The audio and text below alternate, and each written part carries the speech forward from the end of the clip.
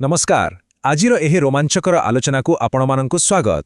आज आमे दशम श्रेणीर इंग्राजी व्याकरणर एक बहुत ही इंटरेस्टिंग टॉपिक उपरे कथा हेबा। सेइटा हेला टाइप्स ऑफ सेंटेंसेस। टिके भाबंतु तो जेमिति किछि इटा सीमेंट आउ लुहा रड मिसी गोटे सुंदर कोठाघर तयारी हुए एक्जाक्टली सेमिति इंग्राजी भाषार बिल्डिंग ब्लॉक्स बा मूल खंजा हेउची तार वाक्यगुड़िक।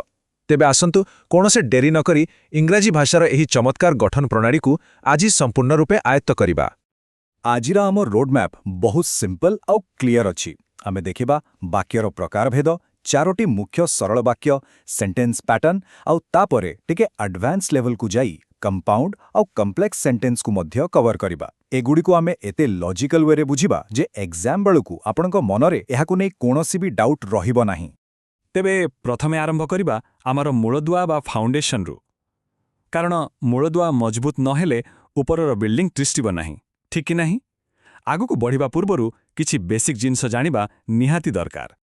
अच्छा, सबुठारु इंपोर्टेंट कॉन्सेप्ट हेउछि फाइनाइट वर्ब बा समापिका क्रिया। सरल भाषारे कहिबाकु गले एटी हेउछि गोटिए वाक्यर इंजिन बा हार्ट। इंजिन नथिले गाड़ी जेमिति चालिबनी, बिना फाइनाइट वर्ब रे गोटिए संपूर्ण वाक्य भी गठन होई परिबा नाही। उदाहरण स्वरूप ही टीचेज अस इंग्लिश को नियंतु। एठारे टीचेज हेउछि आमर इंजिन, कारण एहा टेंस बा काळकु दर्शाउछि, तेणु एहा हला आमर फाइनाइट वर्ब। वर्तमान आसीबा इंडिपेंडेंट क्लास बा स्वाधीन उपवाक्य पाखकु। नामरु ही जणा पडुछि ना एहा एकदम इंडिपेंडेंट। एहाकु एक मजबूत स्वाधीन स्तंभ बोली भावंतु। एथिरे निजर एक सब्जेक्ट थाए आउ गोटिए फाइनाइट वर्ब थाए। बेस्ट पार्ट हेला निजर पूरा अर्थ प्रकाश करिबा पई एहाकु कहारी सहारा दरकार नाही। निज गोढ़रे निजे ठिया होई परिबो ए क्लॉज। आमर फाउंडेशन एबे पूरा सेट होई जाइछि। एबे आसंतु देखिबा आमर प्रथम बिल्डिंग ब्लॉक्स माने सिंपल सेंटेंस बा सरल वाक्य विषय एवं एहार चारिटी भिन्न भिन्न अवतार को बुझिबा। एही चारोटी हेउछंती आम टूल बॉक्स रा अलगा अलगा हथियार। देखंतु जदि किछि साधारण सूचना देबार अछि तबे डिक्लेरेटिव यूज करंतु।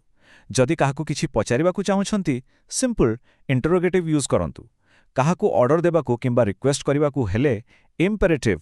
आउ जदि किछि देखि हठात आश्चर्य होई गले किंबा बहुत खुशी होई गले सेई इमोशन को एक्सप्रेस करिबाकु आमे एक्सक्लेमेटरी सेंटेंस रो व्यवहार करू। एबे गोटे मजादार जिंस लक्ष्य करंतु। She is an excellent singer. एहा एक प्लेन फैक्ट, किंतु जेतेबेले आमे ताकु बदलाई दउछु what an excellent singer she is, एबे भाबंतु तो फीलिंगटा केमती बदली गला। शब्द प्राय सेया अछि, किंतु आमे गठनटाकू टिके ट्विक करिदेले आउ एथिरे एकदम सरप्राइज आउ इमोशन भरिगला। एहा ही हेउछि इंग्राजी व्याकरणर असल मैजिक। एबे आपण भाबुथिबे बाहारु तो ए सबु सरल वाक्य ठीक अछि, किंतु एहार भितरटा केमिति तयारी होइछि, वाक्यर आभ्यंतरीण संरचना बा इंटरनल आर्किटेक्चर कोन, आसंतु देखिबा। एई पांचटी मूल ढांचा को आमे सेंटेंस पैटर्न कहो। देखंतु सबुटु बेसिक हेला एसवी सब्जेक्ट आउ वर्ब। जेमिति द बॉय केम आउ टिके बड़ करिबा। एसवीओ को देखंतु the postman gave me a parcel. एथिरे गोटिए नुहे बरंग मी आउ ए पार्सल भड़ी दुईटी ऑब्जेक्ट अछि। एई पांचटी pattern SV SVO SVO SVC आउ एसवीओसी को थारे बुझीगले ना आपण इंग्राजीर जेकोसी वाक्य को आराम रे डिकोड करिदेबे। पूरा ब्लूप्रिंट आपण को हाथरे। सिंपल सेंटेंस रो काम सरिला। एथर टिके लेवल अप करिबा। आसंतु एबे आमे छोट घर छाड़ी जाळा कोठा बा ट्विन टावर्स तयारी करिबा। एहाकु आमे ग्रामर भाषारे कंपाउंड सेंटेंसेस बा यौगिक वाक्य कहू। एही यौगिक वाक्यर कॉन्सेप्टटा एकदम ट्विन टावर परि अटे। ही जॉइंड द कंपिटिशन, गोटिए बिल्डिंग आउ वन द फर्स्ट प्राइज आउ गोटिए बिल्डिंग। सबुठु बढ़िया कथा आला एठी केही काठरू कम नुअंती। उभय क्लॉज समान क्षमता रखंती एवं इंडिपेंडेंटली मीनिंग मेक करंती। किंतु मनरे प्रश्न आसिबो ए दुईटी अलग अलग स्वाधीन कोठा को एकाठी बांधी रखुछि किए। एक्चुअली आमकु किछि व्याकरणगत अठा बा सुपर ग्लू दरकार। आउ सेही ग्लू हेउछंती आमर कोऑर्डिनेटर्स, जेमिति कि एंड, बट, और, सो आउ किछि कोरिलेटिव्स जेमिति ईदर और। एही छोट छोट शब्दगुड़िक गोटिए ब्रिज भली काम करंती, जहा ए दुईटी जाको उपवाक्य को मिसाई गोटिए परफेक्ट यौगिक वाक्य तयारी करे। एबे जाई तो दुईटा जाक क्लॉज स्वाधीन थिले, बढ़िया चलिथिला सबु।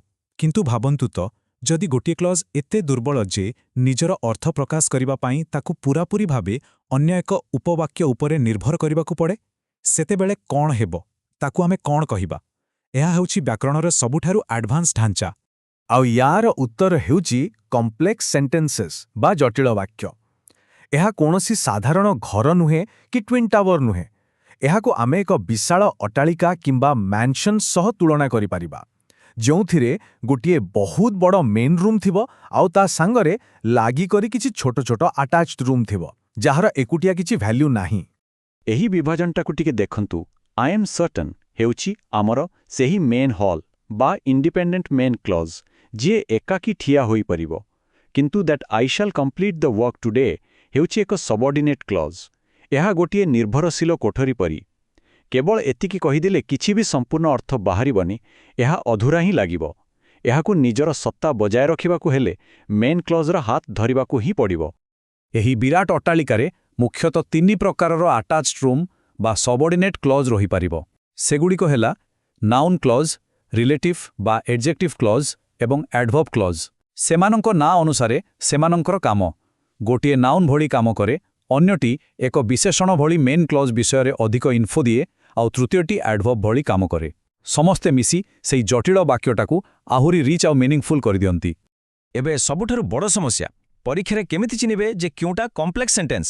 ଡୋଣ୍ଟ ୱାରି, ଏଇଟା ଏକଦମ ପ୍ରୋ ଟିପ୍। 3ଟି ସିମ୍ପଲ୍ ଷ୍ଟେପ୍ ଫଲୋ କରନ୍ତୁ। ଷ୍ଟେପ୍ 1, ବାକ୍ୟରେ କେତୋଟି ଫାଇନାଇଟ୍ ଭର୍ବ ବା ଇଞ୍ଜିନ୍ ଅଛି ଖୋଜନ୍ତୁ। ଷ୍ଟେପ୍ 2, ସେଥିରୁ ମେନ୍ କ୍ଲଜ୍ ବା ଯିଏ ଏକୁଟିଆ ଠିଆ ହୋଇପାରୁଛି ତାକୁ ଅଲଗା କରନ୍ତୁ। ଏବଂ ଷ୍ଟେପ୍ 3, ଯେଉଁ ଅଂଶଟି ବଳି ପଡ଼ିଲା, ଯିଏ ନିର୍ଭରଶୀଳ, ବାସ୍ ସେଇଟା ହିଁ ଆପଣଙ୍କର ସବଅର୍ଡିନେଟ୍ କ୍ଲଜ୍। ଟିକେ ଲଜିକ୍ ଲଗାଇଲେ ଏହା ଖୁବ୍ ସହଜ ହୋଇଯିବ। ସୋ ଆଜି ଆମେ ଇଂରେଜୀ ବ୍ୟାକରଣର ବେସିକ୍ ଠାରୁ ଆରମ୍ଭ କରି କମ୍ପ୍ଲେକ୍ସ ମ୍ୟାନ୍ସନ୍ ଯାଏଁ ସବୁ କିଛି ଦେଖିଲେ। ବର୍ତ୍ତମାନ ଆପଣଙ୍କ ପାଖରେ ବିଲ୍ଡିଂ ତିଆରି କରିବାର ସବୁ ମଟେରିଆଲ ଆଉ ନଲେଜ ଅଛି। ଏବେ ଖାଲି ରୁଲ୍ସ ଘୋଷିବାର କିଛି ଆବଶ୍ୟକତା ନାହିଁ। ନିଜେ ଟ୍ରାଏ କରନ୍ତୁ, ଏହି ବ୍ଲକ୍ସଗୁଡ଼ିକୁ ୟୁଜ୍ କରି ନୂଆ ନୂଆ ବାକ୍ୟ ତିଆରି କରନ୍ତୁ। ବାକ୍ୟ ଗଠନ ସତରେ ଏକ ଆର୍ଟ, ଆଉ ଆପଣମାନେ ଚାହିଁଲେ ଏହି ଆର୍ଟରେ ମାଷ୍ଟର ହୋଇପାରିବେ। ଆଜିର ଏକ୍ସପ୍ଲେନର ପାଇଁ ଏତିକି। ନିଜର ନଲେଜ ଆଉ ଏକ୍ସପ୍ଲୋରେସନ୍ ଜାରି ରଖନ୍ତୁ। ଧନ୍ୟବାଦ।